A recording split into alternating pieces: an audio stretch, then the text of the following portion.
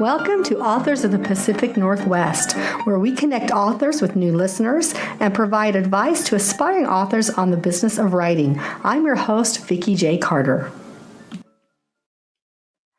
Hi there, podcast listeners. Thank you so much for coming back to the podcast, Authors of the Pacific Northwest.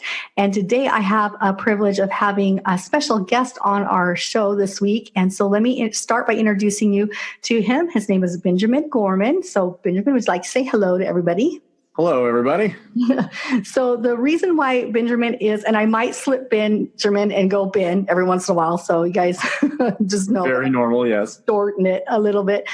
Because Ben is an author. He's a published author as well as an independent publisher where he actually publishes other authors' work. So that's why I feel like we're pretty privileged to have him on the show.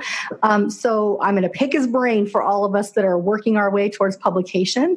And then he's also going to share with us a little bit about his writing journey, as well as his newest work that will be coming out. So super jam-packed episode. So I'm looking forward to it. So let me ask you this first, Ben. Give us a reference of location where you live in the Pacific Northwest. Sure. I live in Independence, Oregon, which is the perfect name for a town for an independent publishing company. It certainly is. Outside of Salem, about 2 hours from Portland here in Oregon. Oh, I love it. I love Independence. I've been several times. Love, love, love. And so perfect. So let's dive in. Well, let me ask you a question about your background because, I had the privilege of previewing and scoping out your bio a little bit before you came on. But share with the listeners what you do in your day job because, of course, I love it. I'm drawn towards this. We're similar in some ways. So what do you do as a day job?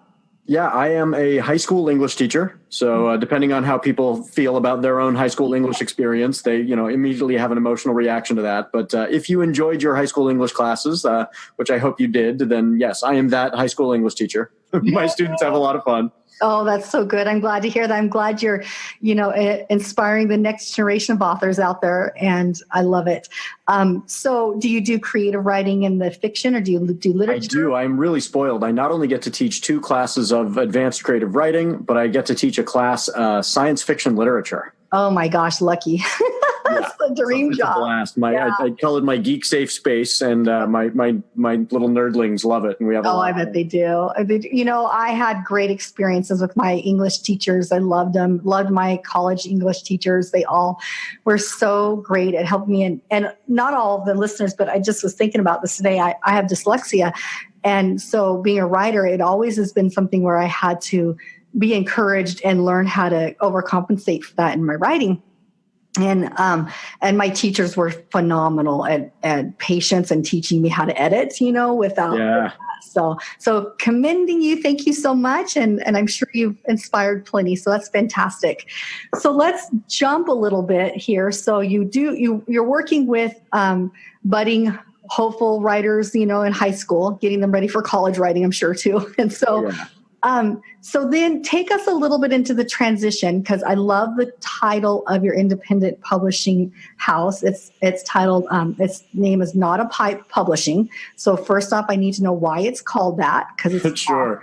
So it's a reference to the painting by Magritte. There's this famous painting that many of your viewers will have seen that is a painting of a pipe. Mm-hmm. And in kind of a brown pipe on a beige background, and it says at the bottom in French, it's painted onto the painting, "This is not a pipe," in French. And it's a reference to the idea that what we see in art is representational. It's not the thing in and of itself. So because our publishing company publishes exclusively fiction, nothing that we present to readers is the thing in and of itself. And yet we are hopeful that we are reaching for kind of a deeper truth than merely a true story. So all of our writing is representational. It's not the thing. It's the representation of the thing. It's not a pipe. Oh, it's fantastic. I'm glad you explained that to me. Because when I first saw, the first thing I thought of was a pipe dream, that authors, right. And I'm like, I have a pipe dream of being an author kind of a thing. So I like that. I had never thought of it that way, but yes, it's not your desire to be an author is not a pipe dream. No, it's not. Make that a reality. Well, there you can borrow if you want, because I think it's such a great thing. And it's something that I'm learning, as I have interviewed a lot of authors, it's so much work to be an author and actually get published. And people will give up. And I totally understand the giving up aspect of it. So I love it. Okay, so fantastic. So tell us a little bit about your journey of publishing. Did it come out of the fact that you wanted to write and publish yourself, and you just thought it would be best for you to do your own company, or kind of give us the genesis of the yeah, that's exactly right. So I went the traditional route, and I think I had written. The count is tricky, and as many of your authors will know about how many books you have written in your life, because some of them are nearly complete, and some of them are. I had one that I split, but I think I had written 7 novels before I was published, and 6 or 7, depending on how you count, and it was going the traditional route. So I was looking for agents, and I was shopping these pieces around. And I wrote the novel, The Sum of Our Gods, and I was sending it out to agents, and they were saying, this book is wonderful. It's funny. We really enjoy it. It's too niche. You need to be going to small presses. There's no way that this book of comic religious satire is ever going to be, carried on the shelves of your local Walmart.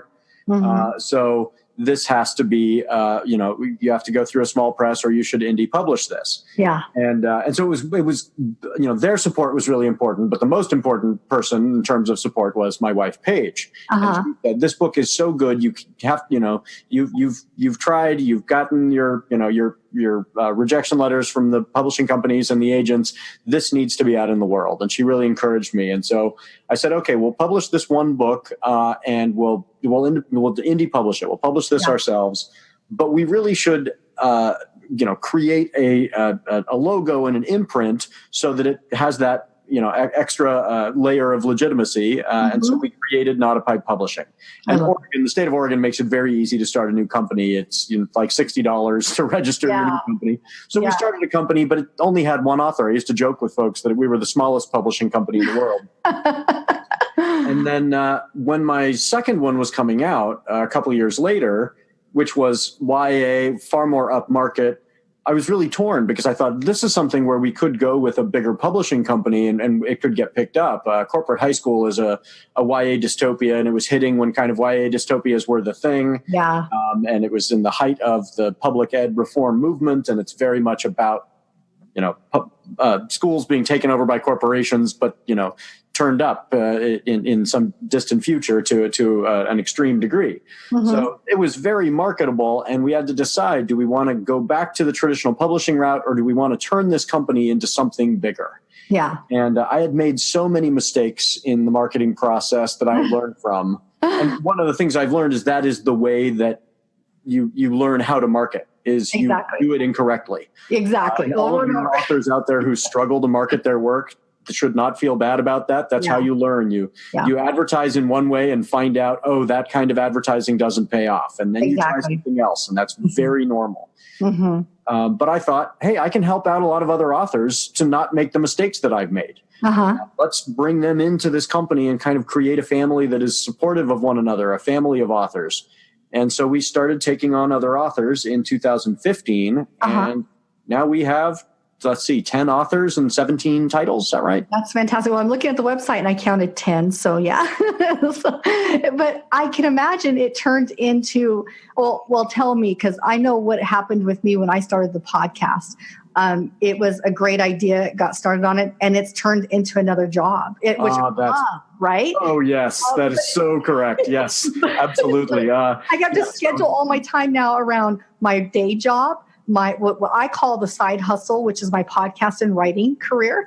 And so talk me through that for you. I mean, now you have a lot of competition in your time for writing your own work. Plus, you really do want to give a great service to these authors that you're bringing in, right? So exactly. And the time management piece, I wish that I could tell you I have figured out how to do that.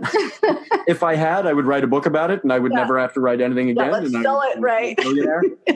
No, the time management piece is very challenging because, like you said, my authors deserve to have all the attention that I would have given one of my authors, when one of our first books was coming out. Well, now that we have 10, I can't shortchange these authors now. And so I really want to give them all the attention that they deserve. There are a lot of things that I've learned to do more quickly and more efficiently. So that's good for their sake. But still, they deserve a lot of time and attention.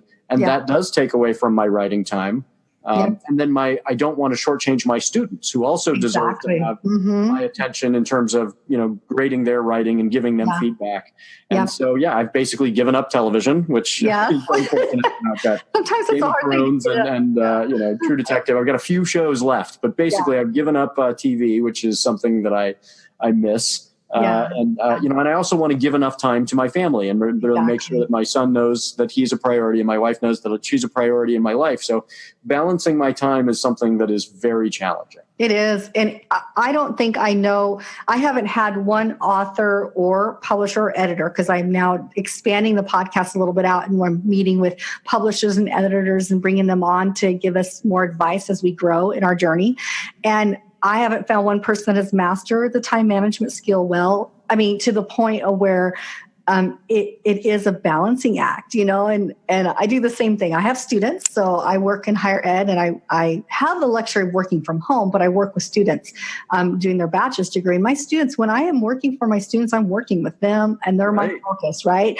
And then when my day is done, then I got to squeeze in my workout and my writing and my cooking for the family, and and then the podcast. So it's kind of funny. So wonderful. I love the fact that you realize that your authors also need as much attention, as your first one would. So that's great. And I'm sure they appreciate that. Talk me through a little bit about, because I was on your website, and my listeners, you guys can go to Ben's website too, and it'll be in the show notes. You have a very specific group of genres that you're publishing. Kind of talk us through the decision and what you prefer to publish and the decision around that. So that was a really important part of our branding and figuring out who we were going to be as a company. We know that there are genres that we could publish that would be more profitable. And we limit ourselves to the genres we most like to read. That's because when we put out a call for submissions, we will get 100 books in 2 weeks.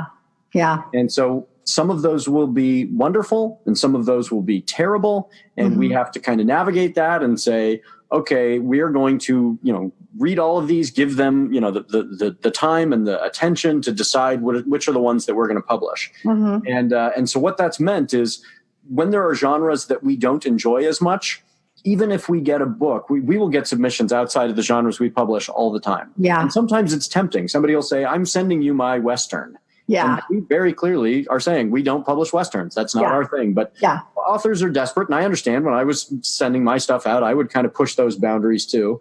And so folks will send us stuff and we have to remind ourselves, if we were to publish this Western because it is so wonderful, we would then have to read 100 Westerns, which would not be the same caliber next year. So during those open submissions times, we really limit ourselves. And it also makes it easier to say no and not crush people's feelings. We want to be sensitive to that too. I know that getting rejected is hard. And so when we can say to somebody, look, we're rejecting your book because it's just not in our wheelhouse. It's not what we do. You would be better served to find somebody who is really an expert at marketing, horror or romance or whatever.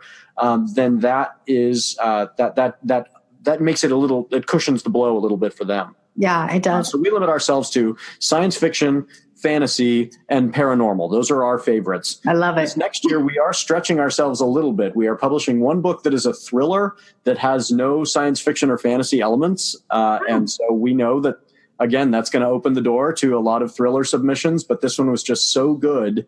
And kind of it's got a political bent that we want to get out in the world. It's a really challenging piece by a gay author who's kind of asking the reader to explore the concept of just how far a gay person has the right to go in defending themselves from homophobia. And it's challenging and it's really exciting and wonderful. And so that book, we just said, that's got to be in the world. It's so good. And then we are also publishing a book that is a romance novel, but with just enough of a fantasy twist that it's kind of going to pull us into the romance field. And we're going to have to learn a lot about marketing within the romance world, but it's still kind of in our wheelhouse and that it's got this fantasy element.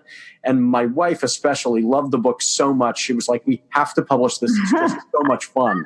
So I love it. that'll be Maren Anderson's Sparks. And I'm really excited about that one too. Oh, that's exciting. Well, I think it's great. I think it's super important if you venture into anything, particularly, a business, which you're doing, that you have a very clear model in your mind of where you're going. You need to plan it out and what you want to do. But it sounds like you guys are being a little flexible too as you've grown, so that's fantastic. So I love that. So I also read on your websites right now, you guys are currently not taking submissions. So if people are interested in submissions, the easiest way to do that is to sign up for your subscription, and then you guys will notify the whole subscription when submissions are open. Is that how you do it? And we use social media for that. So follow us on Instagram, on Twitter, on Facebook. And when we announce that we are accepting submissions, we announce it on all those platforms. Yeah. So if you're on one of them, certainly follow Not a Pipe Publishing. If you're on all three, follow us on all of them so that you won't miss it. Exactly. And then, we announce that, and we really only will keep it open for a couple of weeks, and we will say very clearly in all those announcements, hey, we're open for submissions for the next week. And now it's only got a couple more days to get yours in. So those are pretty limited, and it's because we get so many so fast. Yeah. I can imagine, because you're right. When you're an author and you're working on getting your book out, you probably would know this, that you hit everything you can try to hit. Right. So, yeah. Well, and we accept simultaneous submissions. So a lot of authors who are currently waiting on, some agent out there, they see that post and they say, I don't have to wait on this other person. I can send it to Not a Pipe at the same time. And the reason we do that is because we are, a small independent publisher. We're not paying advances. We pay we pay a larger percentage on the back end, but we can't afford to, give somebody a giant advance. And so I don't feel like we can say to them, well, you wait on us, you can't be trying to find somebody who can pay you in advance. Yeah, if an author can get an advance, wonderful, great, but we can't do that. And so in the meantime, we try and make it as possible, as friendly as possible for them to get their books to us and for us to see if we can nab them while we can. Yeah, exactly. Well, here's a great question about advancements, and maybe you can help clarify it for me in my mind and others.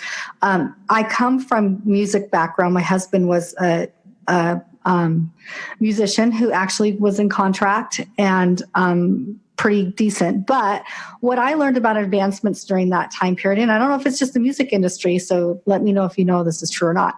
Our advancement was more or less like a loan. So what would happen is that the advancement would come to us, and then when they would go out on the road or they need to sell merchandise, things like that, the sales would go towards the advancement, not necessarily to us of sales of certain products.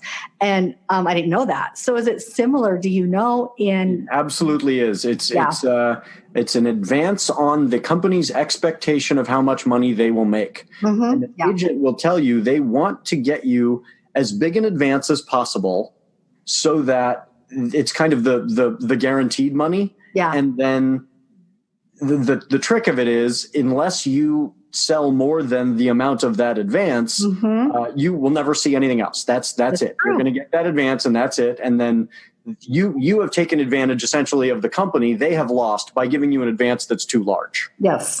If they give you an advance that's smaller, then they are saying to you, we don't really think this book is going to make a whole lot of money. And from an agent's perspective, they want to get an advance that will, that exceeds the amount that the company will make. From the publishing company's perspective, they want to give as small an advance as possible. Exactly. Yeah. That sends a kind of a bad message to you as an author. If the publishing company is saying to you, especially if it's one of the big five where they could afford to, but they're giving you a tiny advance, they're saying, we don't think this is going to make a lot of money. Are really upfront about the fact that we just can't afford to give advances, and most small publishers can't. And so instead we say we give a significantly higher percentage than those companies do on the back end. And that encourages the authors to kind of participate in promoting their own books. Authors really team up together and promote one another. And that makes for this really positive family kind of feeling, because we're all trying to see if we can get our books in front of readers' eyeballs. I love that. I love the change in the model. And I think it's only possible because of advancement in technology that that model that you're using is available that you can network socially, and you can, you don't have to do an advancement. You can sign a contract where you're going to get a little more in the back end of the sales of the book. But I love the fact that authors are a little more in charge of the marketing and where they're going to drive, and their readership. And I love all that. That's a part of it, the independent publishing industry that I'm drawn to more so than anything that's big, just because I've had experience with the music sales, and I'm like, oh, this is something that I would have never known had we not sold units of CDs and sales like that, and realized, oh, we're not getting any money back. There's no money coming in. That's experience. I'm glad we have the experience, but it changes my view as an author of where I want to go as far as publishing. So yeah, well, thank you for clarifying that. I think that's great information. Let me ask you one more question about the publishing industry. And this is the big, heavy question that I'm sure authors want me to ask. And then we'll get into your own personal writing, because I'm very interested in that too. So Ben, what is your top advice to give authors? You probably see hundreds of manuscripts a year. So if we can narrow it down to maybe two top tips for authors as far as publishing or submitting their manuscripts to a publisher. Sure. I would say my first one is find, whether you're looking for an agent or a small press, find a place that is a good fit for you, and really kind of defend your right to have an agent that you feel comfortable with, or have a small press that you feel comfortable with that is serving your interests. So often authors think of themselves as, the desperate folks who are desperately looking for approval, and we need other folks to say yes, your book's going to be put out into the world, and that puts us at a disadvantage in the marketplace, where folks take advantage of us, and there are unethical actors out there. There's some really sketchy stuff going on, and then there are people who are not, I wouldn't say unethical, but they don't. Their primary concern is not supporting their authors' work, making their authors feel encouraged to continue.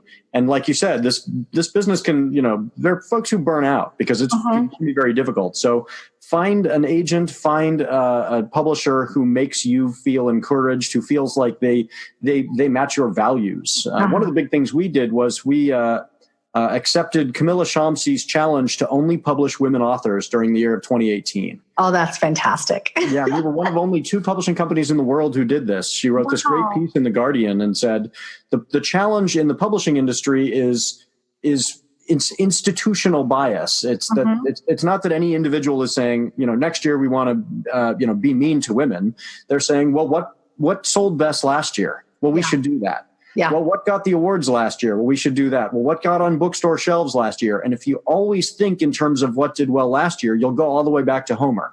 Yeah. And the only people who will get published are white men. Yeah. And so people have to kind of take affirmative action and say, we think it is important to increase the diversity of voices in the industry, and we're going to kind of push ourselves to do that. And so for 1 year, we only published women authors. And because we announced that and made that a big deal, we attracted these fantastic authors. These women are so talented. Their books are so good. And now they're sticking with us because they felt supported, and we're getting to publish their sequels and continue to work with them. So that has been what's really put us on the map. We got press around the world. There was a piece about us in the Times of India. There was a piece about us in a literary journal in Italy that I could not read because I don't speak Italian.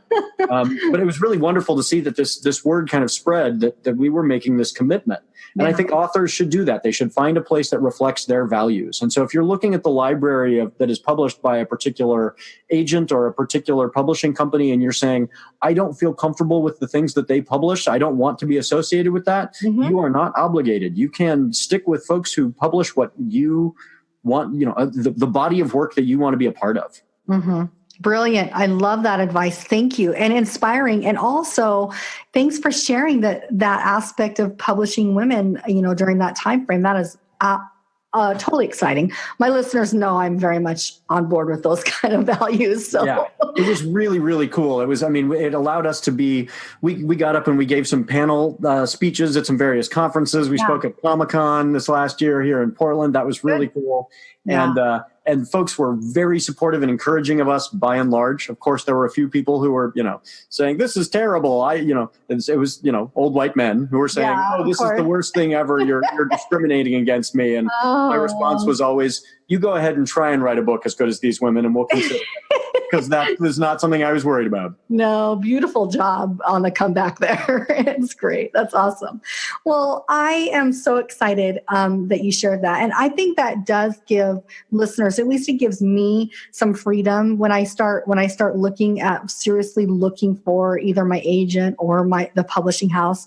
I really feel strongly about making sure that the relationship is there, because the relationship is going to help drive my inspiration and drive me and more than anything. And so I think that's very, very important that we have to value that aspect. Right. Well, and remember, you're the talent, and you have to have the confidence to realize that you should find somebody who also recognizes you're the talent. Yes. You're the one producing the content, and they need to be encouraging of you rather than you saying, please, please, please publish me. They should be saying, I am so excited to publish your work because it's really good. Yes. And so we need to kind of demand that of the people in the industry, that they believe in us. We're the content creators. Yeah, I love it. Very good. Thank you so much. Okay, so let's dive into your personal writings. Let's talk about you as the author and the creator. So share with us, I think you have 4 titles. Share with us those 4 titles, what they're about.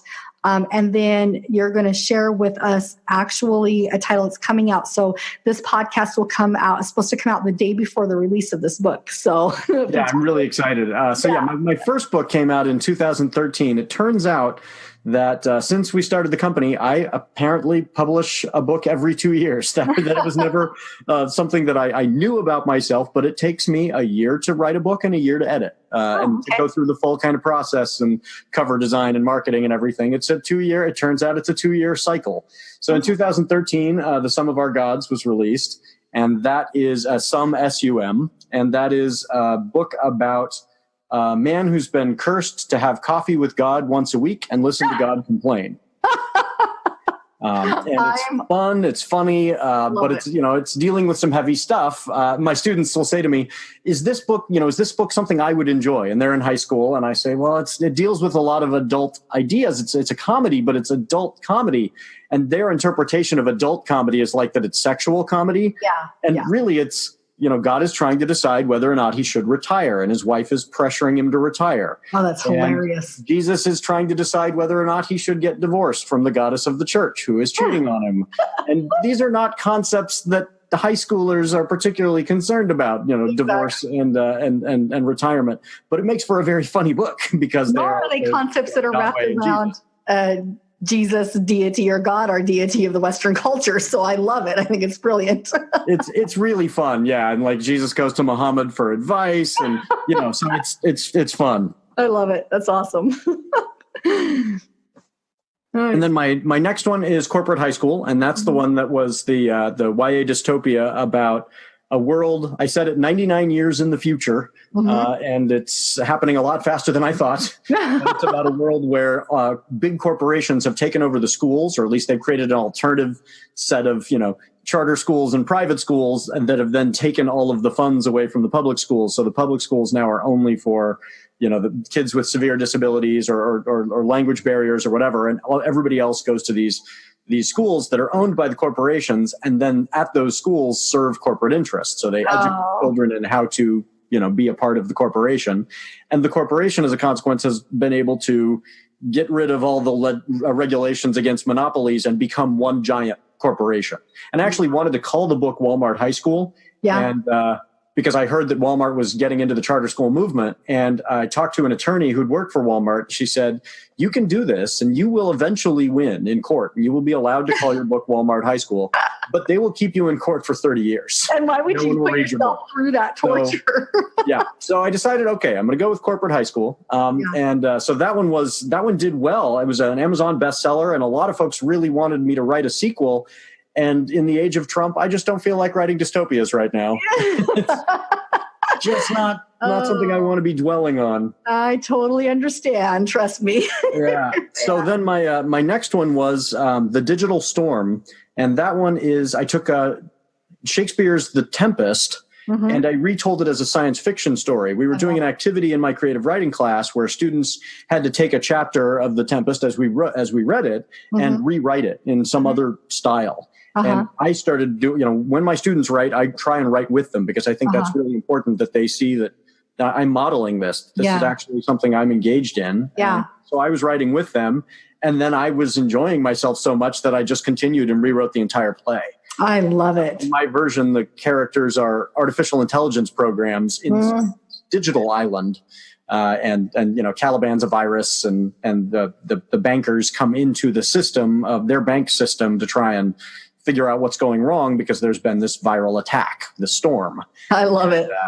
So it's a lot of fun. I love it. And I'm technology driven because I work in the College of IT for the university, and I train my bachelor students are going towards networking and security. So I'm like right on that one. That one sounds fantastic. You would love this one because it's all about what they perceive to be a hack, but then it turns out it's coming from inside their own system from an AI program. I love it. So great. I have a budding sci-fi book I'm working on percolating in the back of my mind that is very much similar. I'm in a writer's group, and one of my writer group fellow authors, he's been published several times. He's working on a different version of an older story. I won't say it because I want him to come on the podcast and talk about it.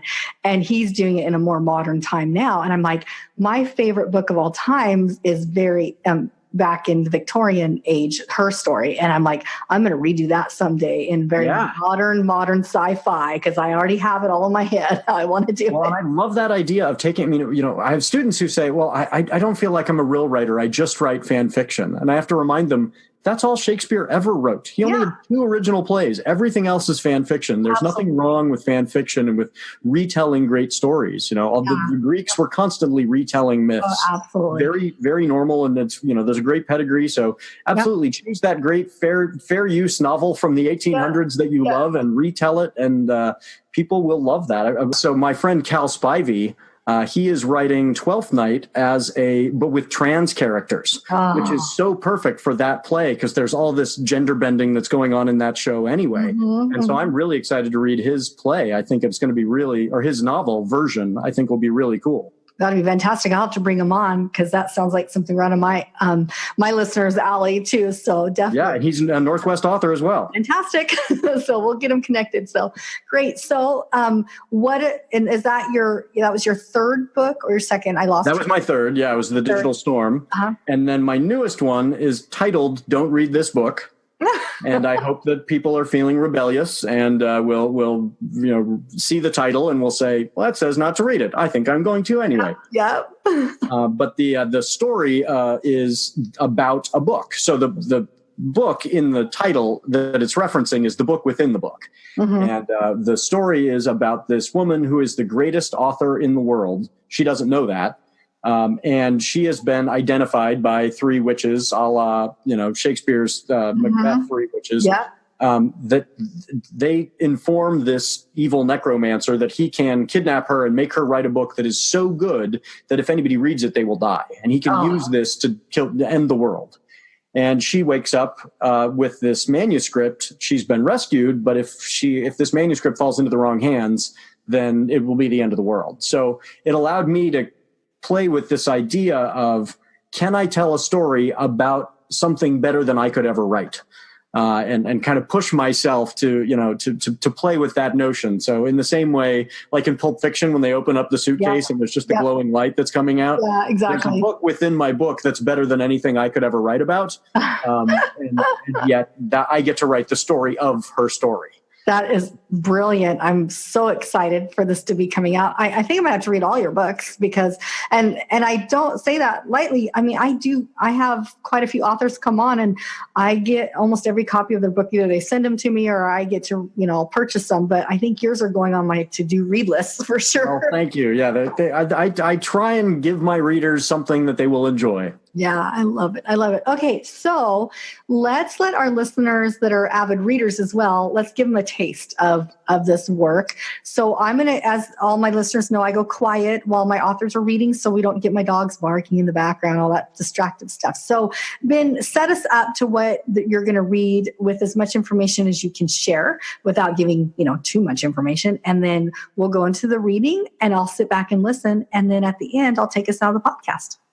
Sure. So I'm going to read right from the very beginning of Don't Read This Book. So this hits store shelves tomorrow, the day after this podcast airs. So that's perfect. So if anybody enjoys it, it is available for pre-order. Pre-order it and it'll come to you tomorrow. So this is right from chapter 1. If there was a single worst possible way to wake up, Magdalena Wallace found it. Before she even opened her eyes, the pain ambushed her. Her back ached, her wrists burned, her ankles screamed. She smelled something strong, a scent that struck the nose the way amateur violinists attack the ear. Worse, Lena felt fairly certain she was the source of the odor. She woke sitting upright in a stiff chair with a hard back. She couldn't remember how she'd come to be there. And someone kept slapping her face. Lena. She didn't recognize the stranger's voice. The woman yelled her nickname and hit her hard, then grabbed her face, pushing the skin of her inner cheek between her teeth. Lena moaned as her mouth was forced open. She drooled a little.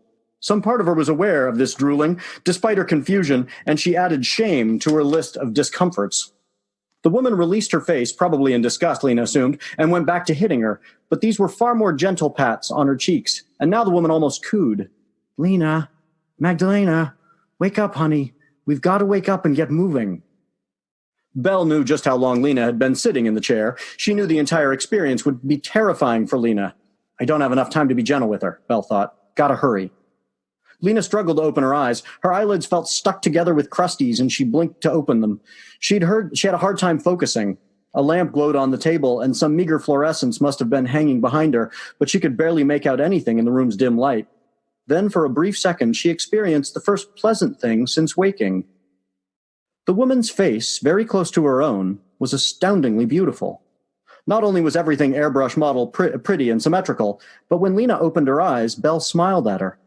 Belle was a white woman with red hair cut so short on the sides that it looked like gray stubble, and her hair on top was gelled into something resembling a gout of flame. A dozen small gold rings hung from her ears, framing her face in twinkles of the lamp's reflection. Most striking, Belle's green eyes clearly communicated she was glad Lena was awake and aware and alive. Finding someone who is happy you exist goes a long way to improving anyone's morning. When a man's voice came from behind Lena, Belle didn't break eye contact, and that made Lena feel even better. Belle, the man's voice said. Belle held Lena's gaze. Jezebel, the man said. Then Belle did look away, and Lena felt all of her pains come back in a wave. Belle looked up over Lena's shoulder. I know, I'm going as fast as I can, but we'll move faster if she can walk herself. Maybe. Might be faster if I carried her, Nando said. But it was clear he was talking to himself rather than making a real suggestion. Lena, Belle said. Lena did her best to suck in her drool in the most dignified way she could manage. As always, there was no dignified way to accomplish this task. She blinked some more, and then she tried to shake the pain out of her head, and she muttered, Lena, Belle said, in a second, I'm going to try to help you stand up. Lena thought she would impress this strange woman by showing she was ready to stand. She leaned forward and placed her hands on the arms of the chair. Belle's hand fell on her shoulder and pushed her into the seat's back. Belle's hand was surprisingly strong, but her attempt to keep Lena calm was too late. Even as Lena fell against the chair's back, she was already beginning to panic. When she'd set her hands against the arms of the chair, she'd felt the source of the pain in her wrists, and she'd instantly deduced the source of the pain in her ankles, too. She also heard the sound of the chains rattling against the side of the chair. She was manacled. Heavy metal cuffs wrapped around her wrists and ankles, chaining her down. Worse, she was a black woman chained up in a room with two white people. She could tell the man was white by his accent, though she heard something foreign in it. Italian, maybe, she thought. She didn't analyze this information clearly, though. All of it hit her at once, and she sucked in air to prepare to scream. Belle's hand was over her mouth faster than she could see it move. She still screamed, but the sound was a pathetic, muffled little fart of a scream that mostly came out of her nose. While she screamed, she began to flail. Her legs were chained to the chair, and she could barely move, so when she strained, she mostly pivoted at the waist, twisting in her seat. Her hands were more free because of the chains were attached to the table behind Belle, but when she yanked them taut, one came up and hit Belle in the underside of her forearm. There was a hissing sound, almost as loud as Lena's squashed scream, but it sounded like stereo, some of it coming from the point of contact and some coming from Belle's sharp intake of breath. Belle kept her hand on Lena's mouth and whisper shouted over the top of Lena's head, Nando, I'm going to need some help here. Lena could feel the man close behind her. Between screams, Belle said, ready? The switch. Ready? Nando didn't say anything. His presence behind her did not make Lena feel better, and she inhaled through her nose to prepare another scream. As she did so, Belle's hand disappeared, again too fast for her to see, and another hand, meatier and rougher, wrapped around her mouth. Lena screamed into Nando's hand. Belle stepped back and to the side, away from the chain between Lena and the table, and she let Lena scream herself out. Belle rubbed the burn on her arm and winced. It still surprises me every time how much it hurts, she said. Well, that's why they use silver, Nando mansplained. Belle frowned at him. Hard. We talked about this. Sorry, Nando said, chastened. Belle looked back at Lena. Okay, have another scream if you want to, but then I need you to listen to me. And that's a good place for us to stop. Oh my goodness, I'm hooked. I can't wait. So the book comes out tomorrow, listeners, so you better go grab your copy now because it's fantastic. Exciting. Thank you so much. So listeners, this has been a fantastic episode with Benjamin Gorman, author, teacher, and independent publisher for Not a Pipe Publishing. I am sure that if you have questions, you can send them my way. Maybe we'll bring Ben on with some more questions about the publishing industry and how to get started, that kind of thing. And I would love that. I would love it too. And we'll probably get some of your other authors on that you represent. We can wrangle them into a podcast so we can hear about. They are all great. I will definitely connect you. Awesome. We love that. So Ben, thanks so much for being here. I appreciate it. And so looking forward for your book. Thank you very much for having me. Thank you for listening to the podcast. We hope you enjoyed the episode as much as we did. Follow us on social media and sign up for our newsletter where you can be entered automatically each month to win a signed free copy of a book from an author that's appeared on the podcast. You can find out more at our website, www.squishpen.com. And finally, if you're an author in the Pacific Northwest and you would like to appear on the show, you can find out more on our website. So until next week, I hope you enjoy the journey. This is Vikki J. Carter signing off.